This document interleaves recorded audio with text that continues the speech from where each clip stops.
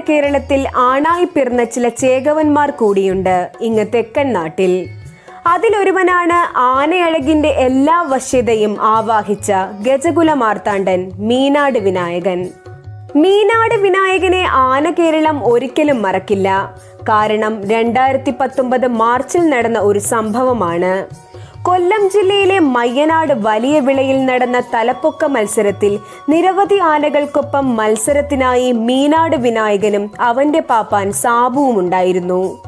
തലപ്പൊക്കത്തിനായി ആനകളെ വരിവരിയായി നിർത്തി നിലവ് നിർത്തിക്കുന്നതിനിടയിൽ പെട്ടെന്ന് പ്രകോപിതനായ വിനായകൻ പാപ്പാൻ സാബുവിനെ ഓടിച്ചു. ഉത്സവപ്പറമ്പിൽ ആന തെറ്റി എന്ന വാർത്ത പടർന്നപ്പോൾ മറ്റുള്ള പാപ്പാന്മാർ അവരുടെ ആനകളെയും കൊണ്ട് തലപ്പൊക്ക മത്സരം നടക്കുന്ന വേദിയിൽ നിന്നും മാറി. എന്നാൽ പാപ്പാൻ സാബു തോറ്റുകൊടുക്കാൻ തയ്യാറായിരുന്നില്ല. തന്റെ ആനയിൽ പൂർണ്ണ വിശ്വാസമുണ്ടായിരുന്ന സാബു പതുക്കെ ഒരു മയത്തിൽ അവനെ അനുനയിപ്പിച്ച് തിരികെ തലപ്പൊക്ക വേദിയിൽ കൊണ്ടു നിർത്തി തല ഉയർത്തിപ്പിടിച്ചപ്പോൾ കാണികൾ കൈയടിച്ചു. ആനയും പാപ്പാനും തമ്മിലുള്ള സ്നേഹബന്ധത്തിന് ഉത്തമമായ ഉദാഹരണമാണ്